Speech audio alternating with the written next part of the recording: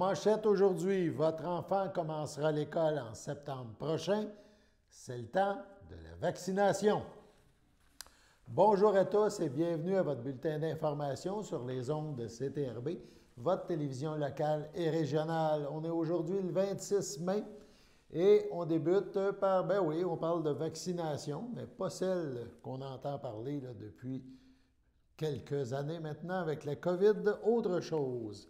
En effet, le calendrier vaccinal du programme québécois d'immunisation prévoit un vaccin de rappel contre la coqueluche, le tétanos, la poliomyélite et la varicelle. Afin qu'ils soient protégés, donc, afin que vos enfants soient protégés contre ces maladies, il est recommandé de faire vacciner son enfant avant son entrée à la maternelle. Dans cette perspective, le Centre intégré de santé et de services sociaux, le CI3S de Lanaudière, organise des cliniques spéciales de vaccination pour les enfants qui fréquenteront la maternelle en septembre prochain. Ces cliniques se tiendront sur rendez-vous à partir de la fin du mois de juin. Les parents des MRC, entre autres, des différentes MRC, dont celle de Dautré, donc chez nous, sont invités à communiquer dès maintenant avec leur CLSC. Dans notre cas, on parle du CLSC de Berthier au 450-836-7011. Connaissez-vous le carrefour pour souffler à tête reposée? Le principe qui a fait naître et oriente toujours l'action de ce carrefour PSTR, souffler à tête reposée, est de favoriser un accès gratuit à une information RIPI centralisée, et ce, pour l'ensemble des familles de personnes handicapées, RTF ou RI, de la région de Lanaudière. Ce service est gratuit et se veut davantage un pont entre les familles d'accueil et les mesures de répit et de gardiennage de la région et du pourtour de notre région.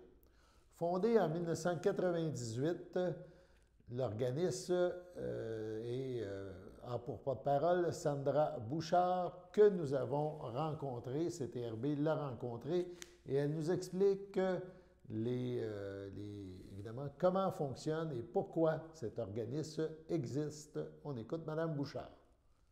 Bonjour. Et vous êtes du Carrefour pour souffler à tête reposée, c'est bien ça? C'est bien ça. Et c'est un organisme qui est, on pourrait dire son siège social, ses endroits, c'est à Berthierville, dans la partie d'Hôtel de Ville, c'est bien ça? Oui. Mais c'est un organisme régional. Vous me disiez que vous couvrez toutes les MRC de Lanaudière, donc les 6 MRC. Je suis impressionnée, dans le sens qu'on parle que vous êtes à Berthierville. Normalement, c'est plus centralisé dans la région de Joliette, des organismes régionaux. Donc, vous êtes un organisme qui est situé à Berthierville. Oui. Et votre mission, c'est quoi exactement? On a 3 missions. La première, c'est gardiennage accompagnatrice. La deuxième, on va les parler, puis après ça, on en reparlera Oui. plus. La deuxième, c'est information-formation. Oui. Et la troisième, c'est le répit 24 heures. Donc, c'est vraiment une mission, des offres de services qui s'adressent à des gens en particulier. Pouvez-vous nous parler de votre clientèle, à qui s'adressent vos services? Oui, c'est une clientèle, dans le fond, ça s'adresse aux aidants naturels, aux ressources aussi pour les gardiennes. Dans le fond, c'est pour avoir de l'aide. De l'aide. Ça, c'est sûr. À tête reposée, ça le dit, là. Exactement. C'est pour avoir de l'aide pour une personne vivant avec une personne qui a un déficit, soit physique, soit intellectuel, un trouble du spectre de l'autisme, l'Alzheimer ou un trouble cognitif. Donc, vous couvrez large, là, oui, comme offre de service. Mais toutes ces choses-là doivent être diagnostiquées, doivent avoir un diagnostic, quelque chose de concret, oui, avant de vous appeler. Là. Ça, oui, parce qu'on va parler de votre offre de service, mais les gens doivent être conscients que tu ne peux pas téléphoner en disant ma mère a fait de l'Alzheimer, mais non, est-ce qu'il y a un diagnostic, est-ce qu'il y a des suivis, c'est quoi d'avoir quelques questions à vous poser aussi au niveau de la situation. Là. Oui, je veux dire, souvent, l'entourage. on a aussi des diagnostics non spécifiques. OK. L'intervenante va nous appeler, va nous dire, écoute, on se rend compte de ça, mais elle n'a pas été diagnostiquée encore. Ça s'en vient. Ça s'en vient, c'est en processus. Mais vu qu'on a déjà une bonne partance avec l'intervenante qui nous le dit, à ce moment-là, on va continuer à... Parce que vous ne faites pas d'évaluation de la personne et tout. Le premier service que vous offrez, qu'on a discuté tantôt, puis on va en parler plus profondément, on vous parlait tantôt gardiennage, accompagnatrice, c'est vraiment, je pense, le cœur aussi, une partie de votre mission, hein, que vous vous êtes donné comme service. Tu peux-tu m'en parler un petit peu? Je peux me permettre de t'appeler dessus? Pas de problème. Peux-tu te parler à quoi ça consiste? Qu'est-ce que c'est? Le répit gardiennage, c'est vraiment, là, moi, je rencontre les gardiennes, je les passe en entrevue, vérifie les antécédents criminels et civils et 2 références. OK. À la suite de ça, selon la demande de la famille, qu'est-ce qu'eux vont avoir eu comme besoin, autant de répit que dans les besoins spécifiques demandés pour la personne, on fait des jumelages. C'est ça, parce que dans le fond, toi, tu fais un dispatch qu'on appelle. Oui. Dans le sens que toi, tu arrives et tu as une banque de noms. Oui. Tu as des gens qui demandent du service. Puis là, tu dis, OK, moi, j'essaie de rentrer. Tu t'occupes plus par la suite, comme on disait, de tout l'aspect, on pourrait dire, monétaire et financier. C'est du gré à gré. C'est du gré à gré. Avec la famille. Avec la famille. Parce que c'est la famille qui devient l'employeur. OK. Et non. Les références en termes de personnes à être aidées, j'imagine, parce que comme aussi vous êtes dans la même bâtisse, j'imagine que le RANDA, le Réseau des aidants naturels, vous devez avoir une belle collaboration. Certainement. Certainement. Hein? Oui. Tu regardes les organismes qu'on connaît dans le coin ici, que, entre autres celui-là, ils doivent dire, bien là, va voir à côté, puis m'en dit des services, m'en dit comment tu peux t'inscrire sur la ligne. Il doit y avoir quand même une très belle synergie entre les deux. On est vraiment, j'ai un bon bagage de partenariat ensemble là, avec les autres organismes près ou un peu plus éloignés, comme on dit, on fait le Grand Lanaudière, donc j'ai un beau bagage qui est en arrière de moi, qui m'aide. C'est ça. Parce que tu es toute seule, là. C'est ça qu'on a appris, là. Tantôt, quand on s'est parlé, tu es toute seule. Tu as une adjointe qui est là à temps partiel, de temps en temps. Une contractuelle. Mais c'est effrayant. Moi, je veux dire, je lève mon chapeau. Ça m'effraie pas. J'aime les défis. Tu aimes les défis, mais c'est quelque chose. Et quand on s'est parlé tantôt, une des problématiques que vous vivez, je pense que tous les organismes de services et tout ça, c'est qu'avant la pandémie, tu me parlais de 177 personnes dans une banque de noms, et tu étais rendu à 65. Oui. C'est un autre gros défi, ça, qu'on peut parler, là, qui est important. Énorme. C'est un énorme défi. C'est sûr que là, on cherche les perles rares qui vont bien vouloir nous donner du temps. Est-ce que ça a fait du bris de service, dans le sens qu'il y a eu des gens, il fallu que tu dises, bien là, pour l'instant, je peux pas, on peut pas continuer qu'est-ce qu'on vous offre. Là, on allait chez vous 2 fois par semaine, 3 fois. Il faut réduire pour qu'on puisse partager notre ressource. Non, ça n'a pas fait de bris de service. C'est vraiment la personne qui a pris le dossier, continuait à aller au dossier, ou ceux qui ne pouvaient pas, ben la famille devait attendre. Malheureusement. Puis, ça n'a pas fait de bris de service. Par contre, on a une accumulation de dossiers en attente. C'est ça, OK. Donc, c'est ça, l'effet pervers, c'est ça. Oui. C'est qu'il y a encore plein de gens qui attendent. Tu me parlais on parlait de la région des Moulins, qui était quand même vraiment problématique, mais quand même, ici, dans Dautrey, il y a quand même des dossiers en attente. Il y a quand même des gens qui, présentement, attendent pour avoir votre magnifique service, là, parce que je trouve ça vraiment merveilleux, intéressant. Merci. Le deuxième point, tu as parlé tantôt dans vos missions, éduquer, formation. Oui. Donc, autrement dit, tu veux éduquer la population, j'imagine, sur le service, les renseigner, donner des choses, on en parle aujourd'hui. Oui. Mais formation, c'est important de dire aussi que, on va en parler tantôt, là, que vous avez toujours des appels à avoir des gens, mais vous les accompagnez, vous les formez aussi, vous les aidez dans ce type de tâches-là, parce qu'il faut s'entendre que travailler avec ce genre de clientèle-là, c'est pas toujours évident. Tu as beau avoir la meilleure patience, tu as peut-être besoin de petits trucs là, pour t'aider. Là. Oui, ça peut être simplement l'accueil aux personnes handicapées. Ça peut être plein de choses. Soit sur l'Alzheimer, sur le trouble du spectre de l'autisme. C'est tous des petits trucs qu'on va chercher. même de déplacer les personnes, le PDSB. C'est vraiment d'aller dans tous ces petits domaines-là, aller donner le plus de renseignements possible aux gardiennes pour justement qu'il ne leur arrive rien de fâcheux. On se comprend. Parce que là, quand tu me parles de gardiennage puis d'accompagner tantôt, quand tu parles de gardiennage, pendant que la personne quitte, l'aidant quitte et s'en va, profiter à tête reposée, comme on dit, d'un 2 heures, 3 heures, surtout avec l'été qui arrive, ça fait du bien d'aller prendre l'air, on se comprend. Oui. La personne doit être apte à répondre à tous les besoins, que ce soit une personne handicapée, un jeune. Exactement. Je veux dire, je veux pas être méchante, là, mais dans le sens, je veux dire, ça peut être changer la couche, ça peut être le déplacer, ça peut être l'amener à la toilette, ça peut être l'habiller. C'est plein de tâches, là, comme tu dis, qu'il faut avoir une très bonne formation, ou au moins des bonnes aptitudes là, pour... Souvent, il y en a qui sont non-verbales, fait qu'il faut comprendre comment on va rentrer en contact avec cette personne-là. Fait que ça marche avec les pictogrammes, ça marche avec on montre ce qu'on veut. Oui. C'est vraiment du cas par cas. CTRB vous présentera la suite de cette entrevue que nous a accordée Sandra Bouchard, donc de l'organisme Carrefour pour le souffler à tête reposée, demain dans notre prochain bulletin de nouvelles. Sur ce, allons à la pause. Le samedi matin, dès 9h30, nos téléspectateurs sont invités au Super Bingo télévisé diffusé de nos studios de Berthierville. Depuis maintenant une vingtaine d'années, plusieurs adeptes de la télévision régionale se sont partagés un montant de 600 $ disponible chaque semaine lors de cette joute de bingo télévisé. Un animateur et 3 bénévoles se succèdent à la caméra dans le but de vous faire passer une petite heure agréable et payante le samedi matin. On peut se procurer les cartes de jeu chez les dépositaires autorisés participants, c'est-à-dire à Berthierville, le dépanneur Formule 1 rue Gilles Villeneuve, le marché IGA Extra sur la rue Gabrielle Brissette, le marché Métro rue Notre-Dame, la pharmacie Proxime rue Frontenac, le garage Pétroté sur la rue Gilles Villeneuve et à Saint-Ignace de Loyola, le marché Aldo rang Saint-Michel, le dépanneur Le Magasin Esso sur le chemin de la Traverse. C'est un rendez-vous tous les samedis matins à 9h30 sur les ondes de CTRB, votre télévision régionale et communautaire.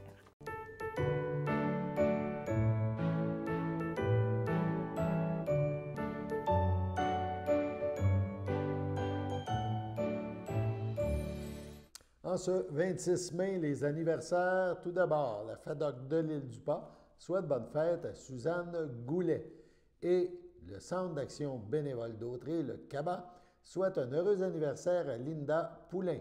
C'est votre anniversaire aujourd'hui, 26 mai, toute l'équipe de CTRB se joint à moi et vous souhaite bonne fête. Nous vous présentons maintenant l'extrait d'une émission réalisée en compagnie de Mme Odette Sarrazin, qui, comme on le sait tous donc, est une personne très impliquée dans son milieu. Mme Sarrazin nous parle aujourd'hui d'une activité de nettoyage de bord de route. Sous le thème « Je me ramasse », cette activité de sensibilisation est soutenue par les Amis de l'environnement de Brandon. On écoute l'entrevue. Premièrement, il y a des Amis de l'environnement dont tu fais partie, ça ne me surprend pas du tout, c'est correct, qui organisent une activité en fin de semaine. C'est l'activité, le mois de mai, c'est le mois de l'arbre et tout, et c'est à votre tour de faire des activités. Oui, donc oui, puis pour avec les Amis de l'environnement, je dois dire que c'est un organisme de Brandon qui existe depuis 1994. Donc l'environnement, ça ne date pas d'hier, là. Non, ça date pas d'hier. Vous n'étiez pas en mode. Puis ils étaient précurseurs de beaucoup de dossiers qui sont encore aujourd'hui dans l'actualité. C'est ça, mais ça, on pourrait en parler aussi. Mais je veux dire, ils n'étaient pas en mode dans le temps, qui se faisaient regarder avec un petit air en train de dire... Oui, parce qu'ils ont commencé le compost, le premier site de compostage à Saint-Gabriel avec l'épicerie Métro, qui était M. Bourgeois à l'époque. C'est ça, il avait déjà commencé un site de compostage. Il y a eu... ensuite, ils ont mis en place la récupération. Les gens devaient aller porter les choses dans un bac en endroit. Non, ils étaient vraiment précurseurs. Puis en plus, les porteurs des Amis de l'environnement, c'était Louis Trudeau, que vous connaissez. Puis il y avait les Jean-Pierre Gagnon de ce monde, les Como et Yves Gagnon. Donc, les gens qui étaient très... déjà au fait là, de la problématique. Très au fait. Donc, pour la fin de semaine, nous avons un projet... 28 mai, qui est mené par Luc Ferland. Nos bords de route, ça veut dire que dans Saint-Gabriel, il y a des équipes de bénévoles qui vont sillonner les bords de route pour ramasser les canettes, les bouteilles. C'est effrayant, hein? Qu'est-ce qu'on trouve sur les bords de chemin? Moi, je ne fais pas de bicyclette, puis je ne marche pas le bord des routes, mais pour ceux et celles qui en font, il paraît que c'est incroyable tout ce qu'on trouve de canettes sur le bord des routes. Il paraît qu'on va ramasser des sacs et des sacs et des sacs. Je ne sais pas, là, je vais le vivre pour la première fois. Là. Ah oui, oui. Mais vous faites le tour le tour du lac? Non, c'est quoi l'itinéraire? C'est selon les personnes qui vont se présenter au marché Brandon samedi matin, le 28 à 9h. On a déjà repéré des gens. Il y a déjà des gens qui ont des bords de route à faire, dont moi. Moi, je vais faire une partie de la 347. Mais c'est une activité c'est un projet pilote. Là, on commence, c'est la première année que les Amis de l'environnement organisent ce type d'activité. Donc, c'est de 9h à midi. À 9h, on se rend au marché Brandon et de là, on donne les consignes, on donne les gants, les sacs. C'est ça que je me l'avais dit, il faut avoir des équipements. On a un peu d'équipement quand même. Et donc, c'est ça. On a des secteurs déterminés. Comme moi, j'ai pris le chemin du lac, j'habite là. Donc, avec les voisins, on va faire un kilomètre ou deux. C'est une activité de conscientisation et je vous dirais de prise de conscience parce que, tu sais, le tour, j'imagine, parce que comme on a fait un peu avec Jean-Pierre Gagnon, avec Zone Bayonne, quand ils ont fait on pourrait dire le dragage des bords de rivière et tout, on reste surpris du manque de respect, là. Puis il y a des choses que tu dis... Mais qu'on ne comprend pas, parce qu'à un moment donné, on était en réunion, puis on se disait, tu sais, on comprend que, bon, les canettes de bière, on ne veut pas avoir ça dans notre auto si on se fait arrêter. Avec des canettes vides ou fait que donc. Mais une bouteille d'eau, une bouteille de boisson énergétique, le masque, c'est ça comme disait Luc Ferland. Même il y a des pantalons, il y a. Mais il y a des choses qui sont perdues, on pourrait dire. Quand tu roules, je dirais qu'on fallait des fameux pick-up, il y a des choses que des fois. Que tu te rends pas compte qui partent, là. C'est ça, puis moi, j'ai déjà vu dans une des voitures un enfant qui avait pris je sais pas trop quoi, puis il avait lancé ça par la fenêtre. Il y a une éducation aussi à faire, là, c'est ça. Non, mais des fois, c'était des jeunes enfants, tu sais, il n'y avait pas vu que, tu sais, ça y allait dans... Oui, mais il y a une éducation quand même à faire, tu sais, là. Puis pas seulement ça, quand autant... Je sais pas si ça peut aller jusqu'à dire que quand il y a des éboueurs ou les gens qui font qui ramassent le recyclage, que des fois, ils en laissent un petit peu. Des fois, il y en a qui partent aussi souvent parce que, bon, dans les camions, puis tout ça, comme tu mentionnais tantôt. Donc, c'est ça. Puis la municipalité de Saint-Gabriel-de-Brandon, c'est ça, nous a donné un bon coup de main là-dessus. On a un peu de financement, c'est ça, pour fournir le matériel. Et les encombrants, là, mettons qu'on trouve un pneu ou un fauteuil, quelque chose. On le met sur le bord de la route et on va aviser Saint-Gabriel-de-Brandon, la municipalité, qui va passer les lundis ou au début de la semaine, qui va ramasser ça. Donc, c'est un rendez-vous le 28 mai à 9h au marché Brandon. S'il pleut, ça sera remis à dimanche 13h. Une belle activité en famille, je te dirais. Une belle activité. Non, mais tu ris, mais tu sais, je veux dire, de faire prendre conscience. Si tu as la pénible tâche de ramasser, je veux dire, le pénible, c'est pas.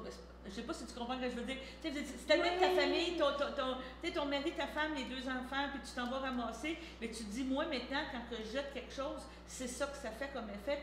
Donc, arrangeons-nous donc pour le jeter pour que je sois obligée d'aller le chercher. Quand tu dis pénible, le mot n'est pas trop. N'est pas mince, n'est pas. Je voulais pas. Non, parce qu'il y a des gens, parce qu'on demande, en tout cas, surtout Luc, là, qui est responsable de ce projet-là, demande à des amis, à des gens comme ça, mais penses-tu que vous allez ramasser les déchets des autres? Qui se ramassent, eux autres, tu sais, c'est pas à moi de faire ça pour les autres.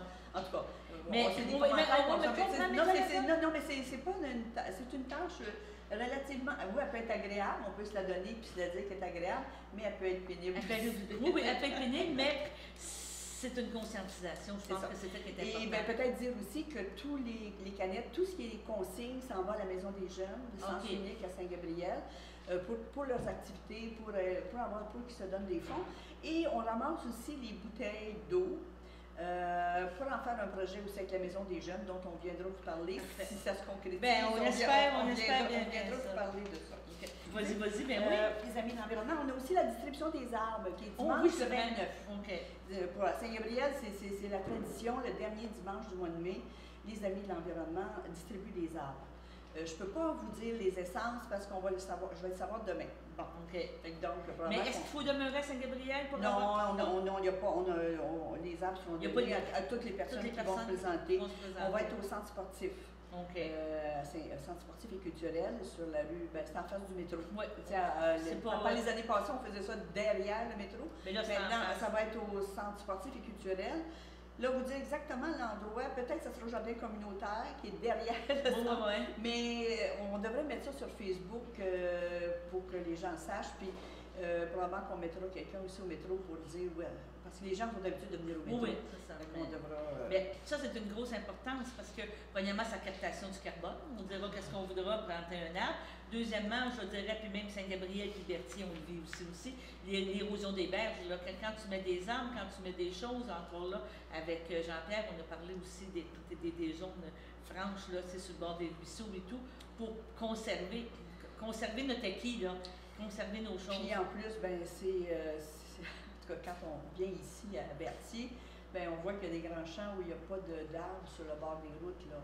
Et l'hiver, je dois vous dire, c'est une problématique. Ici, quand on vient à Berthier, on ne descend pas. Une journée de tempête, c'est pas drôle. Puis même des fois, moi qui voyageais à Montréal, Saint-Gabriel, parce que j'ai travaillé à Montréal, on évitait de passer par ici parce que justement, où est-ce qu'il y a les terres où il n'y avait pas d'arbres, s'il y avait le moindrement de vent, des fois même pas tant de neige que ça, mais tellement de vent, la casererie, là.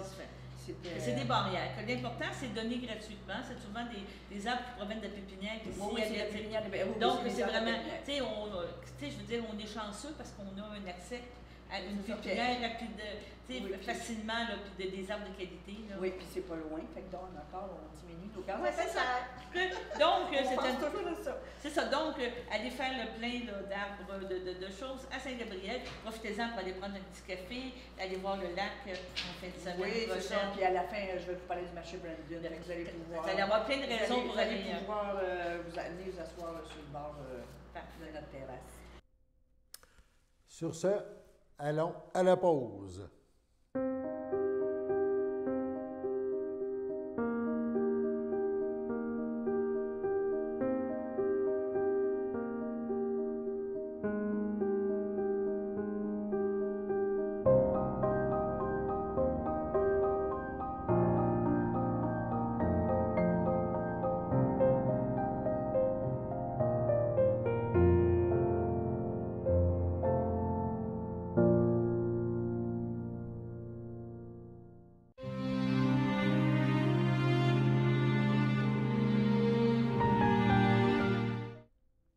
Au CHDL de Saint-Charles-Borromée, le 19 avril, à 70 ans, est décédée Mme Gabrielle Boisjoli, épouse de Daniel Doucet, demeurant à la Velleterie. Elle laisse dans le deuil, outre son époux, ses enfants, Emmanuel Doucet, Suzanne Sureau, Isabelle Doucet, ses petits-enfants, Camille Doucet, Anthony Foisy, Laurie Doucet, Nicolas Brassard, Simon Goupil, ses frères, ses sœurs, ses belles-sœurs et beaux-frères, Mario Boisjoli, Micheline Charette, Chantal Boisjoli, Roger Blanchette, Irène Boisjoli, Feu Céline Boisjoli, Pierre-Paul Lépine, François Boisjoli, Denège Goyette, André Boisjoli, Nicette Cloutier, Régent Boisjoli, Abdoul, Claire-Hélène Boisjoli, Sylvain Fouché, Lorraine Boisjoli, Yves Boucher, Jean Boisjoli, Joanne Côté, Diane Doucet, Feu Claude Bernard, Feu Dominique Doucet, Joanne Doucet, Micheline Doucet, Guy Mousseau, Serge Doucet, Nicole Payette, ses filleules Josiane Boisjoli et Véronique Doucet, ainsi que plusieurs neveux, nièces, autres parents et amis. La famille vous accueillera vendredi le 27 mai prochain de 19 à 21 h et samedi le 28 mai de 9 h au complexe funéraire F. Thériault, 741 rue Notre-Dame à Berthierville. Suivra une liturgie en la chapelle du complexe à 11 h. Mme Boisjoli sera inhumée au cimetière de la Velleterie. Au CHDL, Pierre Le Gardeur, le 5 mai dernier, à 92 ans, est décédé M. Jacques Massé, époux de Hélène Désy, demeurant à Repentigny, mais natif de Saint-Barthélemy.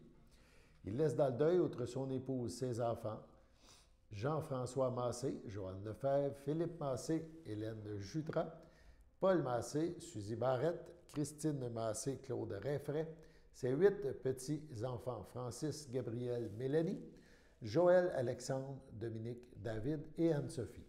Ses frères, ses sœurs, ses belles-sœurs et beaux-frères, Camille, Yvonne, Denis, Gérard, Bruno, Yves et Christiane Massé, Françoise et Suzanne Daisy, ainsi que leurs conjoints-conjointes, et de nombreux neveux, nièces, autres parents et amis.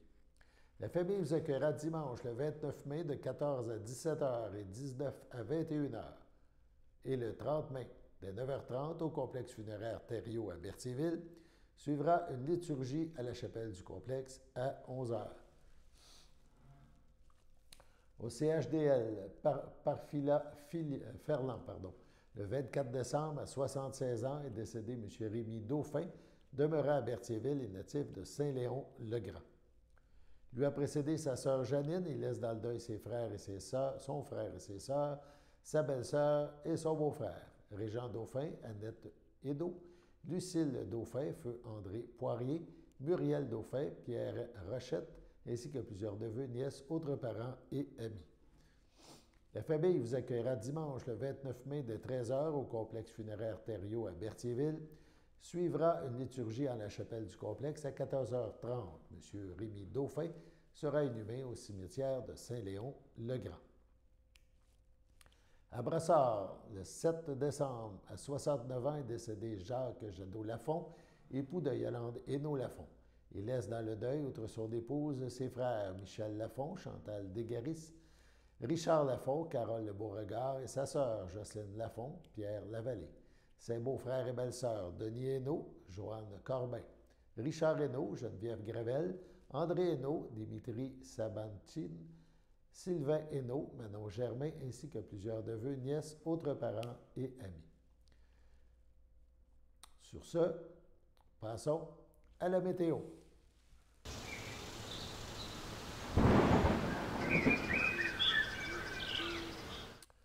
On est en pleine grisaille en ce jeudi après-midi, alors qu'on tourne ce bulletin de nouvelles. On parle de nuages et d'averses, mais quand même peu d'averses cet après-midi. Quelques gouttes de pluie, 19 degrés, mais 80% de probabilité de chance de pluie. Jeudi soir, nuageux avec averses, donc 17 degrés. Encore 1 mm de pluie s'ajoute. Jeudi, cette nuit, faible pluie, 1 à 3 mm, 17 degrés au mercure. Vendredi, c'est pas fini, la pluie continue. On parle de 18 degrés, encore 80% de chance de pluie, 5 mm en avant-midi et 5 autres en après-midi, alors que le mercure passera aux alentours de 20 degrés. Ça se termine, cette pluie, on espère, en soirée vendredi. On parle de faible pluie, moins de 1 mm, 19 degrés. Donc, pour les prochaines heures, nuages, gouttes de pluie et du temps un peu plus frais. Voilà, c'était votre bulletin d'information sur les ondes de CTRB, votre télévision locale et régionale. Aujourd'hui, le 26 mai. On vous invite à être des nôtres demain pour la prochaine édition du bulletin de CTRB. À demain.